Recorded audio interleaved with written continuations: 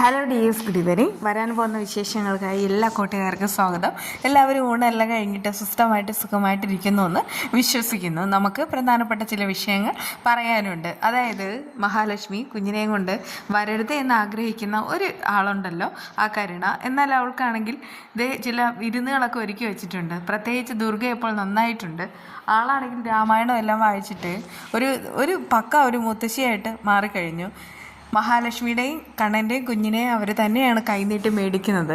കുഞ്ഞിനെ കൊണ്ടുവരാത്തത് എന്നെ പേടിച്ചിട്ടാണോ എന്നൊക്കെ അങ്ങനെ ചോദിക്കുന്നുമുണ്ട്.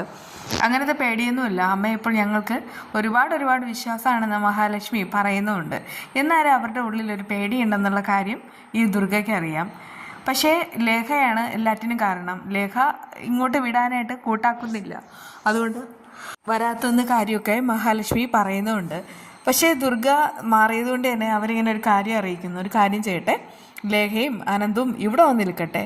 ഇവിടെ വന്ന് നിന്നാലും കുഞ്ഞിനെ അവർക്ക് കാണാമല്ലോ, കുഞ്ഞിനെ വളർത്തുകയും ചെയ്യാം. എന്നാൽ കരുണയുടെ കുഞ്ഞിനെ ഒരിക്കലും തൻ്റെ പേരക്കുട്ടിയായിട്ട് അംഗീകരിക്കാൻ ഒരിക്കലും തനിക്കാവില്ല എന്നുള്ള കാര്യവും ഈ പറയുന്ന ദുർഗ അറിയിച്ചു കഴിഞ്ഞു. ആ ഒരു കാര്യമെല്ലാം കേൾക്കുമ്പോൾ മഹാലക്ഷ്മി വീണ്ടും നന്മവരം ചമയുന്നുമുണ്ട്. കരുണയുടെ മനസ്സിലിരിപ്പ് എന്താണ് നമുക്കറിയില്ല എന്നൊക്കെ പറയുകയാണ്. പക്ഷെ അവളുടെ ഉള്ളിലിരിപ്പ് എന്താണെന്ന് എനിക്കറിയാം, നിങ്ങളുടെ നാശം. അതുമാത്രമാണ് അവൾ ആഗ്രഹിക്കുന്നുള്ള കാര്യമൊക്കെ ദുർഗ ഉറപ്പിച്ച് പറയുകയാണ്. കുഞ്ഞിനോട് ദുർഗ അടുത്തിടപഴകി കഴിഞ്ഞു. ഇപ്പോൾ അവളാണെങ്കിൽ നീലാംബരി മോൾ ദുർഗയുടെ കുഞ്ഞു പേരക്കുട്ടിയായി മാറിക്കഴിഞ്ഞു. ഇനി എത്ര ദിവസം ഉണ്ടാവും ഈ സ്നേഹമെന്നൊന്നും അറിയില്ല. പക്ഷെ ഇപ്പോഴുള്ളത് ഒട്ടും കരയില്ലാത്ത സ്നേഹമാണെന്നുള്ള കാര്യമൊക്കെ അറിയാം. എന്തായാലും കുട്ടിക്ക് ഒരു മുത്തശ്ശി കിട്ടിയിരിക്കുകയാണ്. പ്രത്യേകിച്ച് കണ്ണന് മാതാപിതാക്കൾ ഇല്ലാത്തതുകൊണ്ട് കുഞ്ഞിന് അങ്ങനെ ഒരു മുത്തശ്ശൻ്റെയോ മുത്തശ്ശിയുടെയോ സ്നേഹം കിട്ടാൻ യാതൊരുവിധ വഴിയില്ലായിരുന്നു. പിന്നെ മോഹിനിയുണ്ട്. മോഹിനിക്ക് കുഞ്ഞിന് ജീവനാണല്ലോ. പക്ഷേ ഇവിടെയാണെങ്കിൽ കണ്ണൻ്റെ ആ ഒരു സൈഡിൽ നിന്ന് ഇപ്പോഴത്തെ ദുർഗ തന്നെ കുഞ്ഞിനെ ഏറ്റെടുക്കുമ്പോൾ കണ്ണന് ഇതിൽ പരം സന്തോഷമില്ല. ഇതിനു മുൻപായിരുന്നെങ്കിൽ അവർ തന്നെ കുഞ്ഞിനെ ഇല്ലാതാക്കാൻ ശ്രമിച്ചാൽ. പക്ഷെ അവർ മാറിയത് തന്നെയാണ് മഹാഭാഗ്യം. അല്ലെങ്കിൽ പിന്നെ കണ്ണൻ ഒരിക്കലും കുഞ്ഞിനെയും കൊണ്ട് ഈ ഒരു വീട്ടിലേക്ക് മഹാലക്ഷ്മിയും കൂട്ടി വരില്ലായിരുന്നു. കരുണയ്ക്കാണെങ്കിൽ ഇപ്പോൾ അവിടെ നിൽക്കുന്നതിനോട് തീരെ താല്പര്യമില്ല. അവൾ കുറച്ച് മുൻപ് പൂജാറൂമിൽ കയറി പ്രാർത്ഥിച്ചൊരൊറ്റ കാര്യം മാത്രമായിരുന്നു, മഹാലക്ഷ്മി കുഞ്ഞിനെയും കൊണ്ട് ഇങ്ങോട്ട് വരരുത്, അവരൊരിക്കലും സന്തോഷിക്കരുത്. എന്നാൽ അതിന് വിപരീതമായിട്ടാണ് സംഭവിച്ചിട്ടുള്ളത്. അതുകൊണ്ട് തന്നെ അവൾക്ക് ഇതൊന്നും ഉൾക്കൊള്ളാൻ വയ്യ. അവൾ വീട്ടിലേക്ക് പോവാണ്. ദുർഗ കണ്ണനോട് പറയുന്നൊരു കാര്യമുണ്ട്, അവൾ പോകുന്നെങ്കിൽ പൊക്കോട്ടെ, അവൾക്ക് ഈ സന്തോഷം കാണാൻ പറ്റില്ല. അവൾ ഒരു കാരണവശാലും ഇവിടെ നിൽക്കാത്തതാണ് എന്തുകൊണ്ടും നല്ലത്. ഇവിടെ നിന്നാൽ അസൂയയും കുശുമ്പും കൊണ്ട് അവൾ കുഞ്ഞിനോട് പോലും അപമര്യാദയായിട്ട് പെരുമാറിയെന്ന് വരും. അതുകൊണ്ട് ഇവളെ പോലുള്ളവൾ വീട്ടിൽ പോയി നിൽക്കട്ടെ എന്നൊക്കെയാണ് ദുർഗയും പറയുന്നത്. അതുതന്നെയാണ് സത്യം പറഞ്ഞാൽ കണ്ണനും ആഗ്രഹിക്കുന്നത്. ഈ കരുണയെ നമുക്ക് പെട്ടെന്ന് അങ്ങോട്ട് കണ്ണടച്ച് വിശ്വസിക്കാൻ കഴിയില്ല. കരുണയാണ് പേരെങ്കിലും ഒട്ടും കരുണ ലെവലേശം തീണ്ടിയില്ലാത്തവളാണ് ഈ പറയുന്ന കരുണ. അതുകൊണ്ട് തന്നെ കരുണ പോയാൽ ഒരല്പം സമാധാനവും സന്തോഷവും എല്ലാം കിട്ടുകയും ചെയ്യും.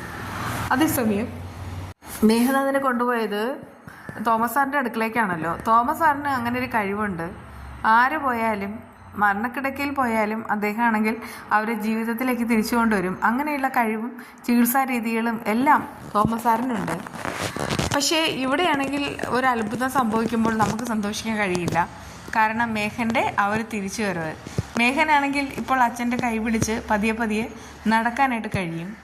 ഇനി ഒരിക്കലും കട്ടിൽ നിന്ന് എഴുന്നേൽക്കില്ല എന്ന് ഡോക്ടേഴ്സ് പോലും വിധി എഴുതിയ സമയത്താണ് ചുരുങ്ങിയ കുറച്ച് ദിവസങ്ങൾ കൊണ്ട് ഈ പറയുന്ന ഈ തോമസ് സാറാണെങ്കിൽ ഇത്ര ഒരു അത്ഭുതം സൃഷ്ടിച്ചിരിക്കുന്നത്. അദ്ദേഹത്തിന് ഇനി ഒരുപാട് കാര്യങ്ങൾ പറയാനുണ്ട്. അത് വേറൊന്നുമല്ല, മേഘൻ സ്വയമേ തനി എഴുന്നേറ്റ് നടക്കാൻ തുടങ്ങും. ആ സമയത്ത് ഇനിയും കണ്ണൻ്റെയും മാർക്കോയുടെ പിന്നാലെ പോകാൻ നിൽക്കേണ്ട. അങ്ങനെ പോയാൽ പിന്നെ ഇതിനേക്കാളും അപ്പുറമായിട്ട് വരാൻ പോകുന്നത്. എങ്കിലും ഒരിക്കലും താനാണെങ്കിൽ കൈ ഏൽക്കില്ല. പിന്നെ ഇവിടെ വരുന്ന രോഗികളെ ഒന്നും താൻ ഇതുവരെ ഏറ്റെടുക്കാതിരുന്നിട്ടുമില്ല. അതുകൊണ്ട് മാത്രമാണ് ഇവനെ ചികിത്സിച്ചത്. പക്ഷേ ഇനി ഒരിക്കലും ഒരു കരുണയും കാണിക്കില്ല. അതുകൊണ്ട് മര്യാദയ്ക്ക് സ്വന്തം ജീവിതം നോക്കി നടന്നാൽ കൊള്ളാമെന്നൊക്കെ പറഞ്ഞിട്ട് ഉപദേശിക്കുകയാണ്. കുറച്ച് ദിവസം കൂടെ കഴിഞ്ഞാൽ മേഘനാണെങ്കിൽ സംസാരിക്കാനും കഴിയും. ആ സമയത്ത് അത് കേട്ടിട്ട് അവന് സന്തോഷമാവുന്നുണ്ടെങ്കിലും അവൻ്റെ മനസ്സിലൊരു കടൽ ഇരമ്പുന്നുണ്ട്. കണ്ണനെ അങ്ങ് ഇല്ലാതാക്കാൻ അവൻ വീണ്ടും അങ്ങോട്ട് എഴുന്നേൽക്കാണ്. ഇതിപ്പോൾ ഇവരെല്ലാം സംസാരിക്കുന്ന കാര്യം അവന് കേൾക്കാം. അതുകൊണ്ട് തന്നെ അവൻ്റെ മുഖത്തൊരു പിരിമുറുക്കം കാണാം. പ്രത്യേകിച്ച് നീലാംബരി മോൾ ജനിച്ചു എന്നുള്ള കാര്യം അറിഞ്ഞപ്പോൾ മുതൽ അവന് ആദിയാണ് കണ്ണനാണ് അവനെ ഈ ഒരു രീതിയിലാക്കിയത്. അതിനി അവൻ്റെ നാവ് കൊണ്ട് തന്നെ അവൻ സത്യങ്ങളെല്ലാം എല്ലാവരോടും തുറന്നു പറയാൻ പോകുന്നുമുണ്ട്. അതുകൊണ്ടൊക്കെ തന്നെ തോമസ് സാറിനോട് നമുക്ക് ഇപ്പോൾ ഒരു അല്പം ദേഷ്യമുണ്ട്. കാരണം തോമസ് സാറാണ് അവന് ഇത്രയേറെ നല്ല ചികിത്സകൾ നൽകി അവനെ വീണ്ടും ജീവിതത്തിലേക്ക് തിരിച്ചു കൊണ്ടുവരുന്നത്. അവനതൊന്നും യാതൊരുവിധ പ്രശ്നമില്ല. ഇനിയും ഒരുപാട് കൊലപാതകം ചെയ്യണം, അതിലുപരിയായിട്ട് കണ്ണൻ്റെ സ്വത്തുക്കളെല്ലാം തട്ടിയെടുക്കണം, കുഞ്ഞിനെ ഇല്ലാതാക്കണം, അതൊക്കെ മാത്രമാണ് അവൻ്റെ മനസ്സിലുള്ളത്. അങ്ങനെയുള്ള ഈ മേഘൻ എഴുന്നേറ്റ് വന്നാൽ അത് കൂടുതൽ പ്രതിസന്ധിയിലായിരിക്കും കാര്യങ്ങൾ പോവുക. ഇതുവരെ മഹാലക്ഷ്മി പേടിച്ചിരുന്നു, പക്ഷെ ഇനി മുതൽ നീലാംബരി മോൾക്കും ഇവനെ കണ്ട് പേടിച്ച് ഓടണമല്ലോ എന്നോർത്തിട്ടാണ് നമ്മുടെയൊക്കെ ടെൻഷൻ. എന്നാൽ മഞ്ജുവും സാഗറും ചില കാര്യങ്ങൾ അറിയാണ്. സാഗറാണ് വന്നിട്ട് മഞ്ജുവിനോട് ഇത് പറയുന്നത്. എന്നിട്ട് സാഗർ ഓർപ്പിക്കുന്നുണ്ട്, അവൻ തിരിച്ചു വന്നാൽ അവൻ എല്ലാവരോടും പകയായിരിക്കും. അങ്ങനെയുള്ള അവൻ ഇനി പകരം വീട്ടും. പ്രത്യേകിച്ച് കുഞ്ഞു കൂടെ ഉള്ള സ്ഥിതിക്ക് കണ്ണസാറിനെ ടാർഗറ്റ് ചെയ്യാൻ അവന് എളുപ്പമായിരിക്കും. കുഞ്ഞിനെ വെച്ചിട്ടായിരിക്കും അവന് വില പേശാനായിട്ട് പോകുന്നത്. ആ സമയത്ത് മഞ്ജു പറയുന്നുണ്ട്, അങ്ങനെയൊന്നുണ്ടായാൽ ഇനി കണ്ണേട്ടൻ അവന് എന്താ ചെയ്യേണ്ടതെന്ന് അറിയാം.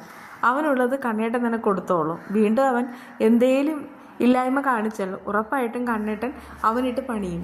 ആ ഒരു പണി അവനൊരിക്കലും താങ്ങാൻ പറ്റില്ല. പിന്നെ നമ്മുടെ മാർക്കോയും ലോപ്പസും എല്ലാം ചുറ്റിലുണ്ടല്ലോ, അതുകൊണ്ട് ഒന്നും വരില്ല. ആ സമയത്ത് സാഗർ പറയുന്നുണ്ട്, ഇനിയിപ്പോൾ ഞാനും മിണ്ടാതിരിക്കാനായിട്ട് കൂട്ടാക്കുന്നില്ല. അവനിങ്ങ് വരട്ടെ, അവനുള്ളത് ഞാനും കൊടുക്കും. നിന്നോട് അവൻ ചെയ്തതൊന്നും എനിക്ക് പൊറുക്കാനോ മറക്കാനോ കഴിയില്ല. അന്നിങ്ങനെ ഒരല്പം പേടിച്ചു, അതുകൊണ്ടൊക്കെ തന്നെയാണെന്ന് നമ്മളെ അവൻ തറയിലിട്ട് ചവിട്ടിയത്. പക്ഷെ ഇനി അത് പറ്റില്ല. ഇനി അവനുള്ള ശിക്ഷ ഞാനും കൊടുക്കും. ആ സമയത്ത് മഞ്ജു പറയുന്നുണ്ട്, അതെ അത് വേണം. കണ്ണേട്ടനും മഹാലക്ഷ്മിക്കും പിന്നെ കുഞ്ഞിനും സ്വസ്ഥമായിട്ട് സമാധാനമായിട്ടും ജീവിക്കണമെന്നുണ്ടെങ്കിൽ ഇങ്ങനെയുള്ള ദുഷ്ടന്മാരാണെങ്കിൽ ഒടുങ്ങേണ്ട അത്യാവശ്യമാണ്. ഇതിപ്പോൾ ഈ കോടതി വിധി വന്നു കഴിഞ്ഞിട്ട് ആ വാമദേവനും പ്രതാപനും ജയിലിൽ പോയാലും പിന്നെ മേഘം പുറത്ത് തന്നെ കാണും. അവൻ എങ്ങനെ പുറത്ത് കിടന്ന് വിലസണ്ട, അവനുള്ള പണി നമുക്ക് കൊടുക്കണം.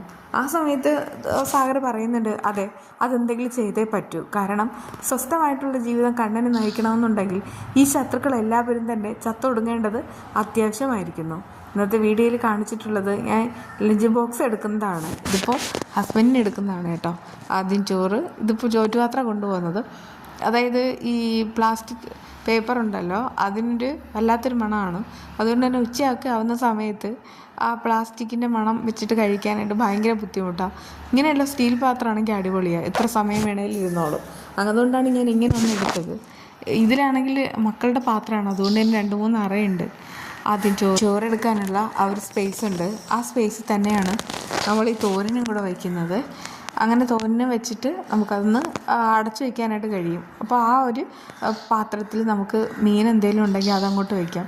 കറിയാണെങ്കിൽ അത് തൂകി നാശമാവും. അതുകൊണ്ട് തന്നെ ഫ്രൈ അങ്ങനെ മിണ്ടാതിരുന്നോളും. അങ്ങനെ ഫ്രൈ ഒക്കെ വെച്ച് കൊടുക്കാവുന്നതാണ്. പിന്നെ അങ്ങോട്ട് അടയ്ക്കുക. പിന്നെ ഞാനിന്ന് വെച്ച കറി ഒരു ചെറിയൊരു പാത്രത്തിൽ എടുത്തിട്ടുമുണ്ട്. അങ്ങനെ ഇത്രയൊക്കെയാണ് വിശേഷങ്ങൾ. വീണ്ടും കാണാം.